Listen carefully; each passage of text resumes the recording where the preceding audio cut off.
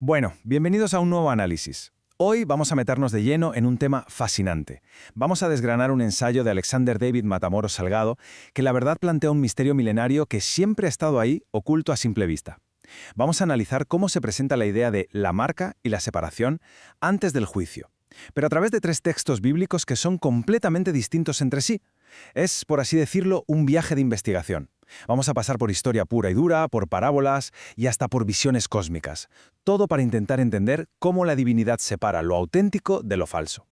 Y aquí es donde nos encontramos con la gran cuestión, la tensión teológica principal que este ensayo pone sobre la mesa desde el minuto 1. A ver, ¿cuándo ocurre exactamente esta separación? ¿Acaso el juicio divino tiene lugar ahora mismo, en medio de la corrupción y el caos de nuestro día a día? ¿O por el contrario, es un evento que se retrasa con una paciencia tremenda hasta el final de los tiempos? Esta es, sin duda, la pregunta clave que va a guiar toda nuestra exploración de hoy. Vale, pues vamos al grano. Nuestra hoja de ruta para hoy tiene 6 paradas. Arrancaremos con el enigma de la separación, para luego meternos en los 3 casos de estudio, Ezequiel y el juicio inmediato, Mateo y la separación diferida, y el Apocalipsis con su sello protector. Después veremos en qué convergen y en qué chocan, para terminar, claro, con el veredicto final. Empezamos por el principio, la sección 1, el enigma de la separación y el misterio del juicio divino. Para que nos entendamos bien y partamos de la misma base, necesitamos tener clarísima esta definición del ensayo. ¿Qué es exactamente la separación divina?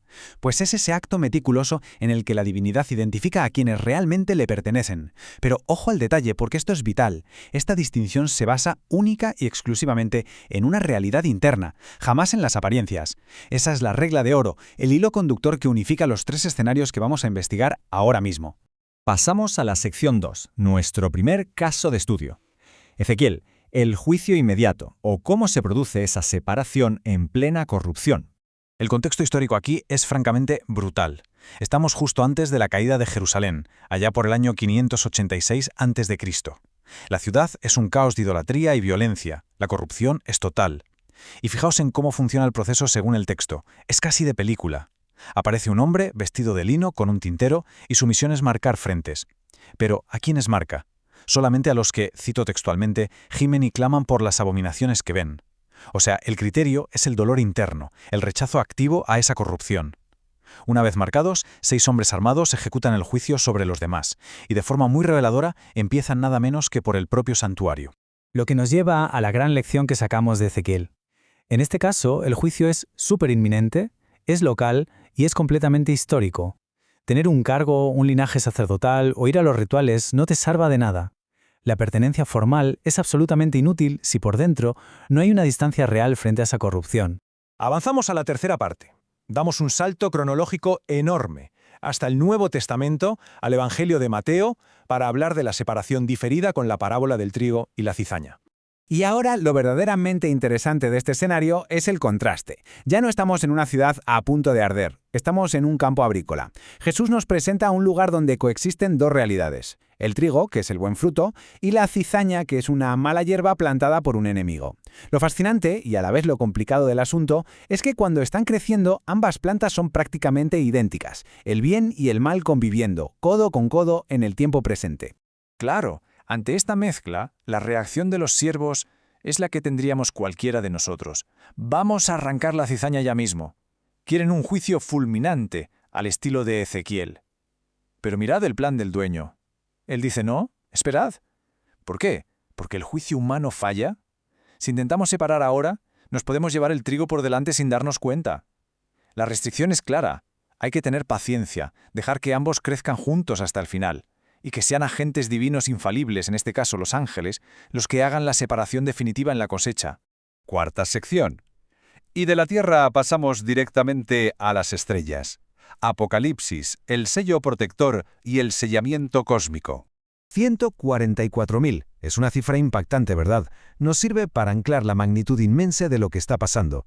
Dejamos atrás la historia local y las parábolas para entrar en un escenario global, justo antes de que caigan los juicios definitivos.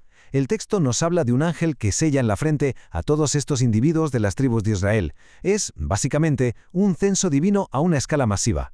Pero a ver, ¿para qué sirve este sello cósmico exactamente? Pues, a diferencia de lo que veíamos en Mateo, donde había que esperar al final, aquí la marca se pone antes de que llegue el juicio. Este sello no es solo una etiqueta que dice «Este es mi siervo». Es una garantía absoluta de protección. Está diseñado específicamente para mantenerlos a salvo del daño que está a punto de desatarse.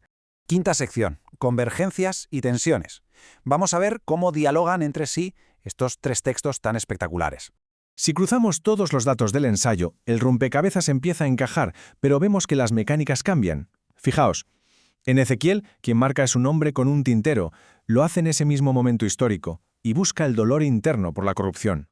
En Mateo, son ángeles, esperan hasta el mismísimo fin de los tiempos y se fijan en el fruto. Y en Apocalipsis, vuelve a ser un ángel pero actúa a nivel escatológico y antes del juicio, buscando a los verdaderos siervos. Son operativas súper distintas, sí, pero bajo un mismo motor teológico.